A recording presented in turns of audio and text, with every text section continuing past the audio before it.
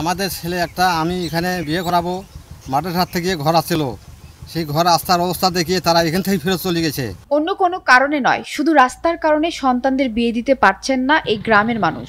এই রাস্তার মধ্যে মনে করো একটা বিয়ে শাদী কেউ করবে আসি না।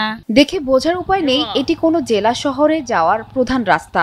গাইবান্ধা সদরের কাউন্সিলের বাজার থেকে শুরু করে খোলাহাটি ইউনিয়নের বাঁধের মাথা পর্যন্ত 11 কিলোমিটার এই জরাজীর্ণ রাস্তায় প্রতিদিন দুর্ভোগ পোহাতে হয় হাজার হাজার পথচারী, যানবাহনের যাত্রী ও চালকদের। গাইবান্ধা থেকে এই রাস্তাটা হলো 11 কিলো, এটা দিয়ে কাউন্সিল বাজার থেকে গাইবান্ধা হচ্ছে 11 কিলো, কিন্তু এটা যাওয়ার কোনো পরিবেশে নাই। মোট কথা এটা দিয়ে যে যাতায়াত করবেন গর্তর কারণে আর যাওয়াটা আইসাটা খুব সমস্যা। এটা যদি নিজের বাচ্চা যদি একটা গর্ভবতী মহিলা হয় এটাও যাওয়াটা সমস্যা, একদম যাইতেও কারো কারো চলেও হয়।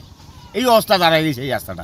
খানাখন্দ আর বড় বড় গর্তে বেহাল দশা রাস্তাটির। বৃষ্টি হলেই কাদা আর পানিতে একাকার হয়ে যায় পুরো রাস্তা, আর এর ফলে এই রাস্তায় প্রায় ঘটে ছোট বড় দুর্ঘটনা। এই রাস্তাটা 5-7 বছর থেকে ভাঙা, ঝড়ি বৃষ্টি এলে মনে করে গাড়ি ঘোড়া চলে না, এই যে 100 টাকা ভাড়া দিলেও গাড়ি ঘোড়া আসি না। খানাখন্দের কারণে কোনো গর্ভবতী বা অসুস্থ রোগীকে দ্রুত সময়ে হাসপাতালে নেওয়া সম্ভব হয় না। শুধু তাই নয়, রাস্তার এমন বেহাল দশার কারণে সন্তানদের বিয়ে দিতেও পড়তে হচ্ছে বিপাকে। বিয়ে ঠিক হলেও রাস্তা দেখার পর এই এলাকায় বিয়ে করতে বা দিতে চায় না অন্য এলাকার লোকজন। এই রাস্তার কারণে রুগীও যেতে পারে না, মেয়েও বিয়ে দিতে পারি না, তাহলে একটা ছেলেকে বিয়ে করাবো তারও আধঘাটা থেকে পথ থেকে ফেরত চলে যায়। তারপরে একটা রুগী যদি অসুস্থ হয় গাড়ি ঘোড়ার কারণে তাকে নিয়ে যেতে পারে না। খানাখন্দে ভরা এই সড়কে মারাত্মক ঝুঁকি নিয়েই চলছে যানবাহন। প্রতিনিয়ত দুর্ঘটনা ঘটলেও যেন দেখার কেউ নেই। তবে দ্রুত সংস্কারের আশ্বাস এলজিডি কর্মকর্তার। এটা আমরা ওই প্রাক্কলনটা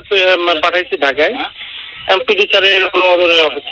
অনুমোদন দিলে টেন্ডার হবে। তবে আশ্বাস নয়, দ্রুত সময়ের মধ্যে রাস্তাটি সংস্কারের দাবি এলাকাবাসীর।